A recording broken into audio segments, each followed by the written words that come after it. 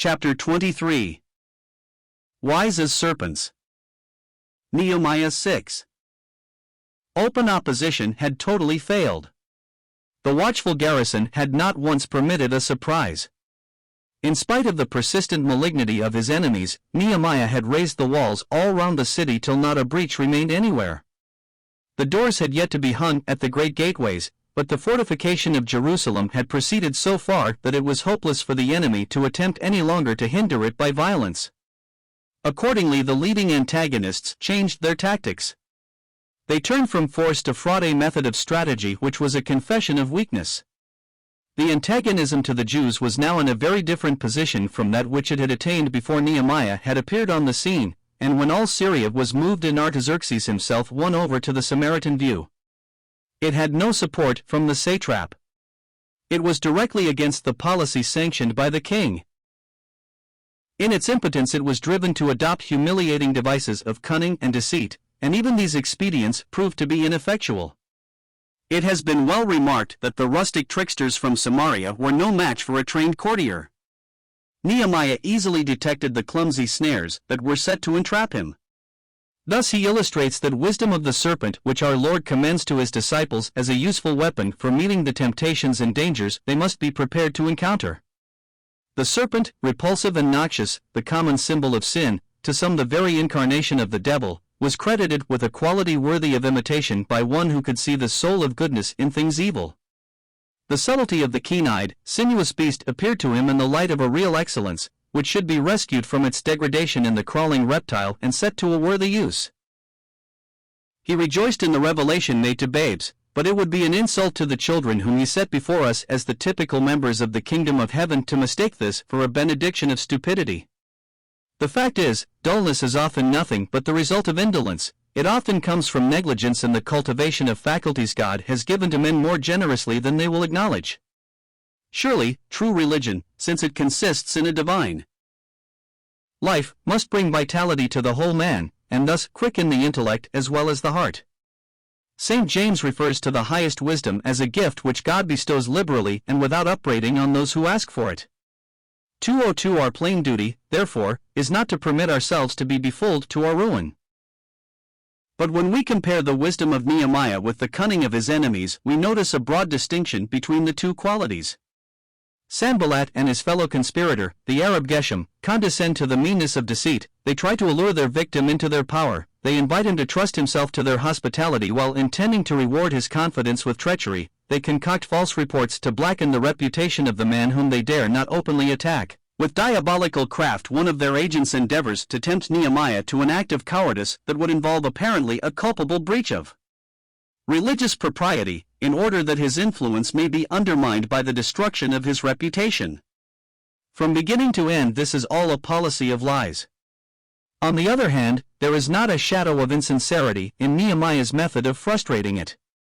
He uses his keen intelligence in discovering the plots of his foes. He never degrades it by weaving counterplots. In the game of diplomacy he outwits his opponents at every stage. If he would lend himself to their mendacious methods, he might turn them round his finger. But he will do nothing of the kind. One after another he breaks up the petty schemes of the dishonest men who continue to worry him with their devices, and quietly hands them back the fragments, to their bitter chagrin. His replies are perfectly frank, his policy is clear as the day. Wise as the serpent, he is harmless as the dove. A man of astounding discernment, he is nevertheless an Israelite indeed, in whom there is no guile. The first proposal had danger written on the face of it, and the persistence with which so lame a device was repeated does not do much credit to the ingenuity of the conspirators. Their very malignity seems to have blinded them to the fact that they were not deceiving Nehemiah. Perhaps they thought that he would yield to sheer importunity. Their suggestion was that he should come out of Jerusalem and confer with Sanballat and his friends some miles away in the plain of Sharon. 203. The Jews were known to be hard-pressed, weary, and famine-stricken, and any overtures that promised an amicable settlement, or even a temporary truce, might be viewed acceptably by the anxious governor on whose sole care the social troubles of the citizens as well as the military protection of the city depended. Very likely information gleaned from spies within Jerusalem guided the conspirators in choosing the opportunities for their successive overtures. These would seem most timely when the social troubles of the Jews were most serious. In another way, the invitation to a parley might be thought attractive to Nehemiah. It would appeal to his nobler feelings. A generous man is unwilling to suspect the dishonesty of his neighbors. But Nehemiah was not caught by the confidence trick. He knew the conspirators intended to do him mischief. Yet as this intention was not actually proved against them, he put no accusation into his reply. The inference from it was clear enough. But the message itself could not be construed into any indication of discourtesy. Nehemiah was doing a great work. Therefore he could not come down. This was a perfectly genuine answer. For the governor to have left Jerusalem at the present crisis would have been disastrous to the city. The conspirators then tried another plan for getting Nehemiah to meet them outside Jerusalem. They pretended that it was reported that his work in fortifying the city was carried on with the object of rebelling against the Persian government, and that this report had gone so far as to convey the impression that he had induced prophets to preach his kingship. Some such suspicion had been hinted at before, at the time of Nehemiah's coming up to Jerusalem, 204. But then its own absurdity had prevented it from taking root. Now the actual appearance of the walls round the once ruinous city, and the rising reputation of Nehemiah as a man of resource and energy, might give some color to the calumny. The point of the conspirators' device, however, is not to be found in the actual spreading of the dangerous rumor, but in the alarm to be suggested to Nehemiah by the thought that it was being spread. Nehemiah would know very well how much mischief is wrought by idle and quite groundless talk. The libel may be totally false, and yet it may be impossible for its victim to follow it up and clear his character in every nook and cranny to which it penetrates. A lie, like a weed, if it is not nipped in the bud, sheds seeds which every wind of gossip will spread far and wide, so that it soon becomes impossible to stamp it out. In their effort to frighten Nehemiah, the conspirators suggested that the rumor would reach the king. They as much as hinted that they would undertake the business of reporting it themselves if he would not come to terms with them. This was an attempt at extracting blackmail. Having failed in their appeal to his generous instincts, the conspirators tried to work on his fears. For anyone of less heroic mind than Nehemiah, their diabolical threat would have been overwhelmingly powerful. Even he could not but feel the force of it. It calls to mind the last word of the Jews that determined Pilate to surrender Jesus to the death he knew was not merited: "If thou let this man go, thou art not Caesar's friend." The suspicion that always haunts the mind of an autocratic sovereign gives undue weight to any charges of treason. Artaxerxes was not a Tiberius. But the good-natured monarch was liable to persuasion. Nehemiah must have had occasion to witness many instances of the fatal consequences of royal displeasure. Could he rely on the continuance of his master's favor now he was far from the court, while lying tongues were trying to poison the ears of the king? Before first speaking of his project for helping his people, he had trembled at the risk he was about to incur. How then could he now learn with equanimity that a cruelly mendacious representation of it was being made to Artaxerxes? His sense of the gravity of the situation is seen in the way in which he met it. Nehemiah indignantly repudiated the charge. He boldly asserted that it had been invented by the conspirators. To them he showed an unwavering front. But we are able to look behind the scenes.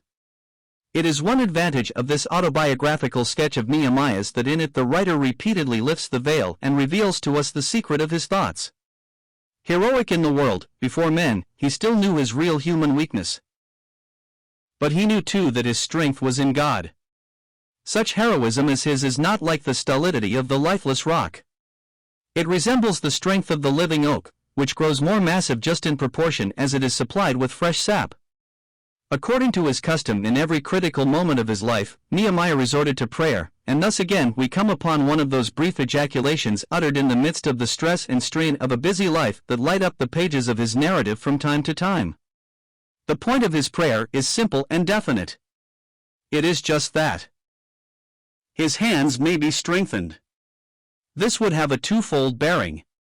In the first place, it would certainly seek a revival of inward energy. Nehemiah waits on the Lord that he may renew his strength. He knows that God helps him through his own exercise of energy, so that if he is to be protected he must be made strong. But the prayer means more than this. For the hands to be strengthened is for their work to prosper. Nehemiah craves the aid of God that all may go right in spite of the terrible danger from lying calumnies with which he is confronted, and his prayer was answered. The second device was frustrated. The third was managed very differently. This time Nehemiah was attacked within the city, for it was now apparent that no attempts to lure him outside the walls could succeed. A curious characteristic of the new incident is that Nehemiah himself paid a visit to the man who was the treacherous instrument of his enemy's devices.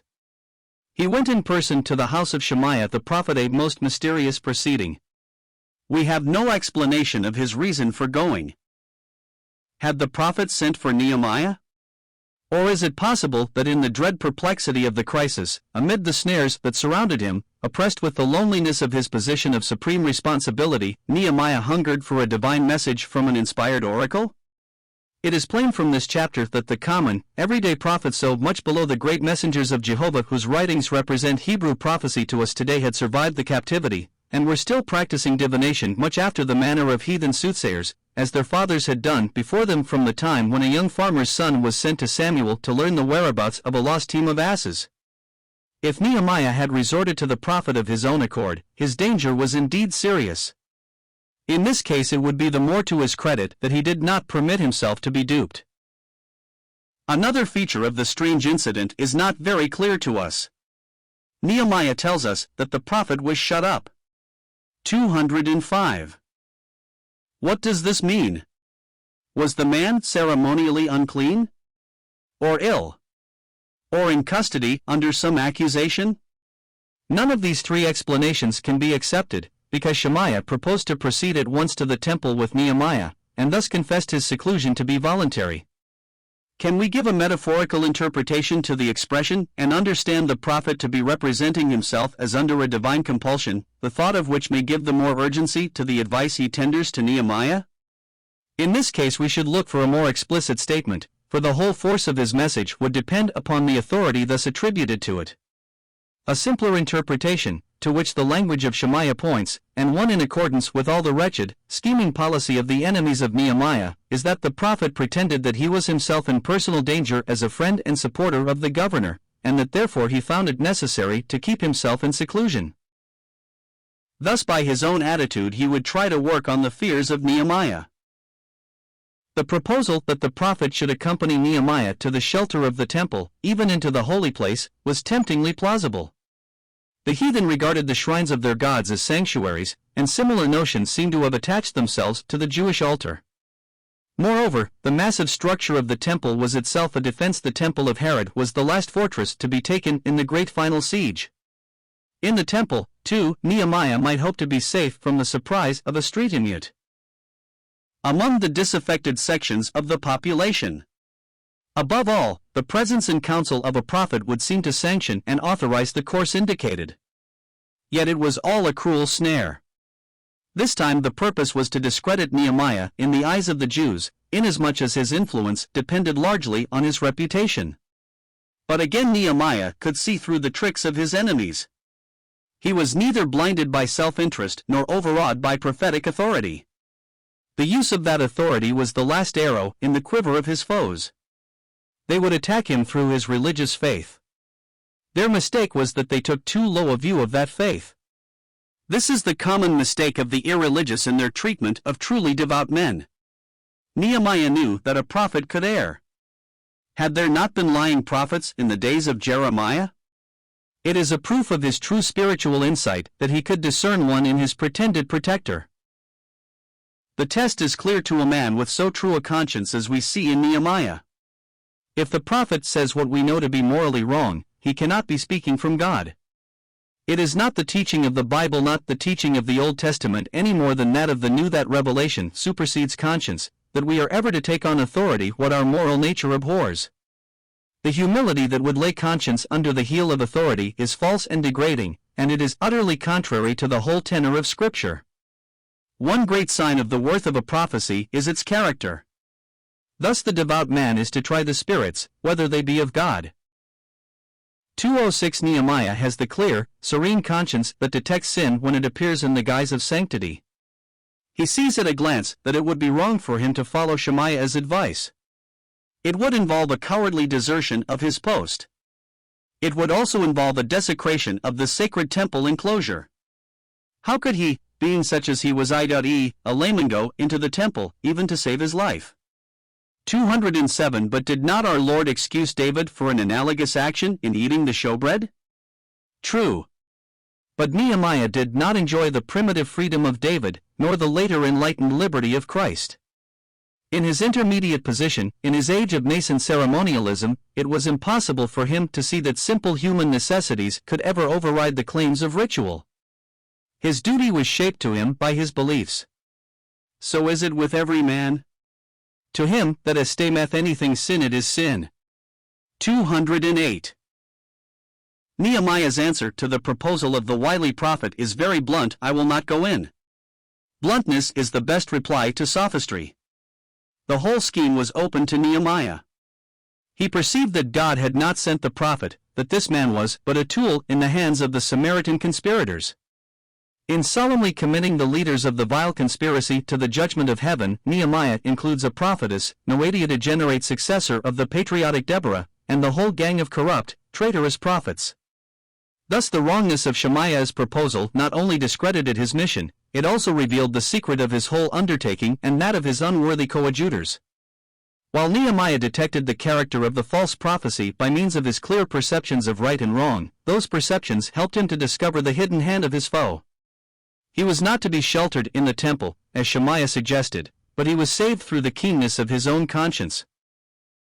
In this case, the wisdom of the serpent in him was the direct outcome of his high moral nature and the care with which he kept conscience as the noontide clear. Nehemiah adds 2 items by way of postscripts to his account of the building of the walls. The first is the completion of the work, with its effect on the jealous enemies of the Jews. It was finished in 52 days, an almost incredibly short time, especially when the hindrances of internal troubles and external attacks are taken into account. The building must have been hasty and rough. Still, it was sufficient for its purpose. The moral effect of it was the chief result gained. The sense of discouragement now passed over to the enemy. It was the natural reaction from the mockery with which they had assailed the commencement of the work, that at the sight of the completion of it they should be much cast down. 209 We can imagine the grim satisfaction with which Nehemiah would write these words. But they tell of more than the humiliation of insulting and deceitful enemies. They complete an act in a great drama of providence, in which the courage that stands to duty in face of all danger and the faith that looks to God in prayer are vindicated. The second postscript describes yet another source of danger to Nehemiah, one possibly remaining after the walls were up. Tobiah, the servant, had not been included in the previous conspiracies. But he was playing a little game of his own.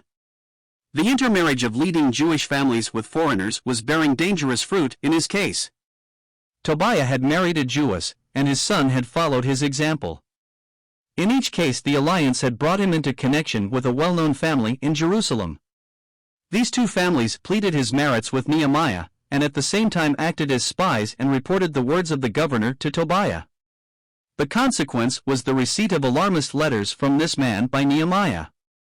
The worst danger might thus be found among the disaffected citizens within the walls who were irritated at the rigorously exclusive policy of Ezra, which Nehemiah had not discouraged, although he had not yet had occasion to push it further. The stoutest walls will not protect from treason within the ramparts. So after all the labor of completing the fortifications, Nehemiah's trust must still be in God alone.